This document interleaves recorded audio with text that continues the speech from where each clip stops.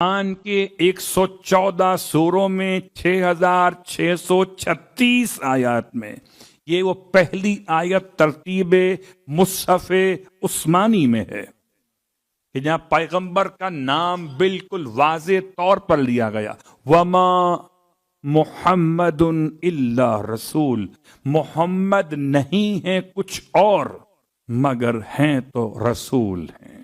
یہ کون سے مرحلے کی آیت ہے کہ جہاں پیغمبر نے اپنے حبیب کا تعارف کرایا؟ غور کیجئے گا، اس آیت کو یاد رکھیں، بہت کام کی آیت، ویسے ساری آیتیں کام کی ہیں، لیکن میں روز آپ کو ایک آیت دے رہا ہوں۔ پرسوں دی آیت الکرسی، اب کرسی ملے نہ ملے وہ الگ بات، اور کل دی میں نے آپ کو آیت ملک، اب ملک ملے نہ ملے، لیکن آج آپ کو دے رہا ہوں آیت ابطال سحر، وہ آیت جو سحر کو باطل کر دیتی ہے۔ سحر تو سمجھتے ہیں جادو، ٹونا، تعویذ، گنڈے، پڑھ پڑھ کر پھونکنے والیاں، پھونکنے والے، اور ایک خاص طبقہ ہے پاکستان میں، ساری دیواریں کالی دکھائی دیتی ہیں۔ محبوب آپ کے قدموں میں اور آپ ہمارے قدموں میں، جب تک آپ ہمارے قدموں میں نہیں آئیں گے آپ کا کام کیسے ہوگا؟ اور کتنے سارے دیوانے ہیں، دیواروں پہ نمبر پڑھتے اور چلے جاتے۔ ابطال سحر، میں بار بار کہا کرتا ہوں، یہ جادو، یہ تعویذ، یہ گنڈے، یہ سب سے زیادہ آسان راستہ ہے کسی بے وقوف سے روزی کمانے کا۔ ذرا سا آپ کی کمزوری معلوم ہو جائے، آپ کہاں رہتے ہیں، کیا کرتے ہیں، بس ہمارا کام ہو جائے گا۔ آپ پر تو فلاں نے جادو کرا دیا ہے، فلاں نے جادو کرا دیا ہے، کیا مطلب؟ کہ آپ کے خاندان میں ایک چھوٹے قد کی ہے، کوئی تو چھوٹے قد کی ہوگی نا، صلوات پڑھے محمد و آل محمد۔ آپ کا ذہن چلا گیا۔ یاد رکھیے، یہ الفاظ مجھ سے سنے تو مجلس کے طور پر، ورنہ یہ بات حقیقت ہے۔ کوئی نہ کوئی تو وہ آپ کو ٹرانس میں لے گا نا، کوئی تو اشارہ کرے گا لمبے قد کا ہے، آپ کے عزیزوں میں ہے، اب آپ سہلانے بیٹھے، منع کیسے کریں گے؟ اس کو باطل کرنے کے لیے پہلی بات تو یہ کہ ثابت کرنا الگ موضوع ہے، شاید پھر کبھی موقع ملے گا تو پھر فرشتوں کا تذکرہ کریں گے، ہاروت اور ماروت کا۔ آج کل لوگ بڑے اس حوالے سے بات کرتے ہیں، اور کچھ ایسے کمزور عقیدے والے جو کہتے ہیں پیغمبر پہ جادو ہو گیا تھا، جن کے نبی پہ جادو ہو جائے ان سے مع السلام، یا تو محمد کا نام لو تو جادو باطل ہو جاتا ہے۔ وما محمد الا رسول، یہ آیت اگر مکمل پڑھی جائے، آیت نمبر 144 سورہ آل عمران، تو سورہ تو آپ کا پسندیدہ ہے آل عمران، آیت بھی بہت حسین ہے، خلاصہ 9 ہو جاتا ہے 144۔ آئیے آیت پڑھتے ہیں۔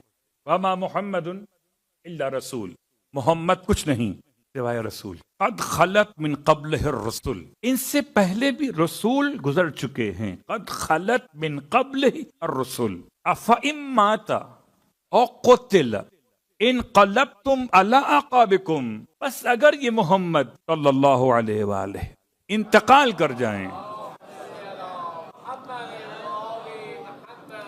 ماتا انتقال کر جائیں، او قتل یا قتل کر دیے جائیں، انقلبتم علی اعقابکم، تو کیا تم اپنے پرانے دین پہ واپس پلٹ جاؤ گے؟ اور اگر پلٹ جاؤ، وَمَن يَنْقَلِبْ عَلَىٰ عَقِبَيْهِ، کوئی تو تھا، کوئی تو تھے، صیغہ تنہا نہیں ہے، اس کام میں کوئی اکیلا نہیں ہے، کچھ ہم خیال ہیں جو ہمیشہ سے زوال ہیں، چھوڑ کے پیغمبر کو چلے کہ اعلان ہو گیا قد قتل محمد، تو کسی راستے پوچھ لیا نام لے کر کہ کہاں جا رہے ہیں فرزند مخصوص، کہنے لگے پیغمبر تو شہید ہو گئے، تو اس نے جواب دیا خدا تو زندہ ہے۔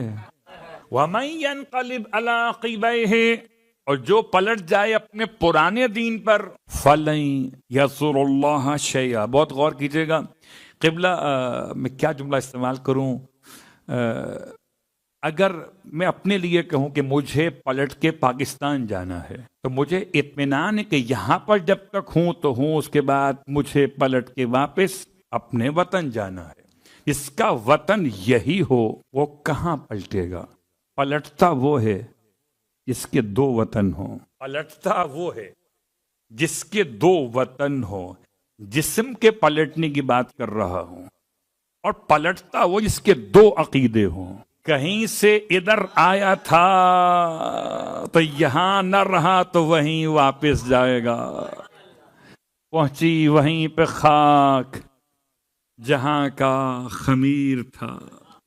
اگر شیطان فرشتوں کے ساتھ بیٹھ گیا تو اسے فرشتہ کیسے کہیں؟ بچے پوچھ رہے ہیں نام کیا ہے؟ یہ آل محمد کے در کی تعلیمات ہیں کہ شیطان کا نام پوچھا جا رہا ہے، تو شیطان کو علیہ السلام تو نہیں کہا جائے گا۔ اب کہو 6000 سال تک نماز پڑھی، اب کہیں گے رضی اللہ، کہیں گے علیہ السلام؟ پچھلی ساری نمازیں کینسل کیوں؟ کہ جو خدا کے خلیفے کے سامنے سر نہ جھکائے، نہ اس کے سجدے کام کے، نہ نمازیں کام کی، نہ روزے کام کے، فرشتوں میں بیٹھ کر بھی لعنت اللہ ہو گیا۔ جو پلٹتا کون ہے؟ اس کا پیچھے پلٹنے کا کوئی حوالہ موجود ہو، اس کا کوئی پیچھے مذہب نہ ہو۔ اللہ اکبر۔ اسی لیے قرآن مجید نے، فرقان حمید نے عجیب جملہ ارشاد فرمایا، وَمَن يَنْقَلِبْ عَلَىٰ عَقِبَيْهِ، جو اپنے پرانے دین پہ پلٹ جائے، کیا سمجھتا ہے وہ؟ کیا وہ اس دین کو، خدا کے پیغام کو نقصان پہنچائے گا؟ فَلَن يَضُرَّ اللَّهَ شَيْئًا، ہرگز وہ نقصان نہیں پہنچاتا خدا کو کسی بھی شے کے اندر۔ نہ سجدہ گزار کم کرتا ہے، نہ اطاعت گزار کم کرتا ہے، کم کرتا ہے تو صرف دھوکے باز کم کرتا ہے۔ جب تک یہاں تھا سجدہ گزاروں میں دھوکہ دے رہا تھا، اب اگر پلٹ جائے گا تو ایک دھوکے باز ہی تو کم ہوگا، کیا نقصان پہنچائے گا اللہ کو؟ آیت مکمل کرتے ہوئے وَسَيَجْزِي اللَّهُ الشَّاكِرِينَ، اور ان قریب اللہ شکر گزاروں کو جزا دے گا۔ جو رکے وہ شاکر بنے، جو نکل گئے وہ کافر بنے۔ اب تو پہچان لیا اس آیت کو بتوجہ حضور قلب کے ساتھ، اس کے معنی کو، اس کے معنی مفاہیم کو ذہن میں رکھتے ہوئے اگر کوئی انسان تلاوت کرے تو سحر کا توڑ یہ ہے، جادو کے زور کا توڑ یہ ہے۔ اور اگر کوئی جماعت آپ کے خلاف یہ کر رہی ہو اور آپ کو اطلاع مل جائے تو آپ یہ تلاوت کریں، تلاوت یہاں ہوگی، قیامت وہاں ہوگی۔ کیا کمال ہے! پورے قرآن کی آیتوں میں ایک خاص آیت ہے تو جادو کے توڑ کے لیے میں بہت تلاش کرتا رہا، کتنی بار پڑھوں؟ لوگ تو پوچھتے ہیں نا کتنی بار پڑھوں اور کس وقت پڑھوں اور کتنے دن تک پڑھوں؟ جب تک یہ والا مطمئن نہ ہو جائے پڑھتے رہیے۔ کون سی لمبی آیت! کتنی بار، جتنی بار چاہیں پڑھیں۔ کسی عالم نے اپنی کسی کتاب میں میری معلومات کے اعتبار سے اس کی تعداد بیان نہیں۔ اچھا ہی ہوا نا، اگر تعداد بیان کرتے تو ہم گنتی میں لگ جاتے، کہاں ترجمہ کہاں مفہوم، ہم گننے بیٹھ جاتے، ایک دفعہ ہو گئی، 2 دفعہ ہو گئی، 3 دفعہ ہو گئی۔ نہیں، پڑھو، ایک دفعہ ہی پڑھو، ایسے پڑھو کہ جادو خود بخود آپ کی آیت سن کر ختم ہو جائے۔ اللہ اکبر۔ اگر ایک آیت سے جادو کا توڑ ہو سکتا ہے جس میں پورا قرآن نازل ہوا ہو، اس پر جادو کا اثر کیسے ہوگا؟ یہ سیرت نبی کے حوالے سے ایک آیت بھی تھی آپ کی خدمت میں، وظیفہ بھی تھا جو آپ تلاش کرتے ہیں۔ اس کو آپ نام دے سکتے ہیں آیت ابطال سحر، وہ آیت جو سحر کو باطل کر دیتی ہے۔ اور اس کے ساتھ ساتھ مولا کائنات علی ابن ابی طالب علیہ السلام کی شخصیت اور آپ کی وصیت کے الفاظ روزانہ آپ کی خدمت میں کچھ پیش کیے جا رہے۔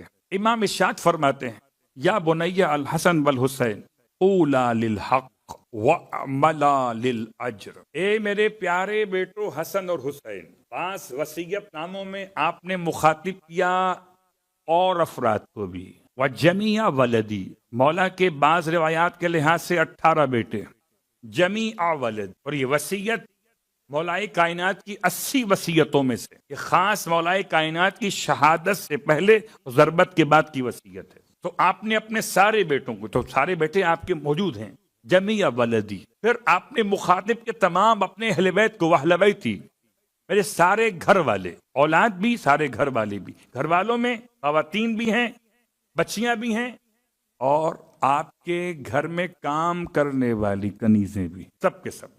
اور جہاں تک میری وصیت پہنچے ان تک میرا پیغام. کیا پیغام ہے؟ تقوی پروردگار. اور تقوی پروردگار کے ساتھ ساتھ بعض وصیت ناموں میں امام کا جملہ یہ ملا، وَلَا تَمُوتُنَّ إِلَّا وَأَنْتُمْ مُسْلِمُونَ. یاد رکھو تمہاری موت واقع نہ ہو مگر تم اسلام کی حالت پر باقی رہے ہو. یہ قرآن میں 2 مقامات پر آیا ہے، ایک سورہ مبارکہ البقرہ میں اور ایک سورہ مبارکہ آل عمران میں. وَلَا تَمُوتُنَّ، تمہاری موت واقع نہ ہو.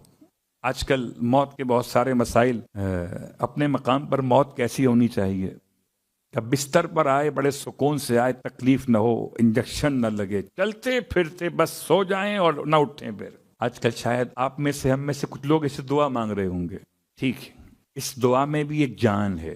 موت مفاجات، اچانک آنے والی موت نہ ہو. اچانک آنے والی موت مجھے اور آپ کو توبہ کا موقع نہیں دیتی. اچانک آنے والی موت مجھے اور آپ کو شاید کلمہ تلاوت کرنے کی مہلت بھی نہیں دیتی. تو اگر موت مفاجات ہے تو اس سے تو پناہ مانگنی چاہیے، لیکن اصل جو موت ہے اس کی دعا مانگنا کہ پروردگار موت ایسی ہو کہ زبان پر کلمہ طیبہ ہو، دل میں محبت شجر طیبہ ہو، تب جا کر کہیں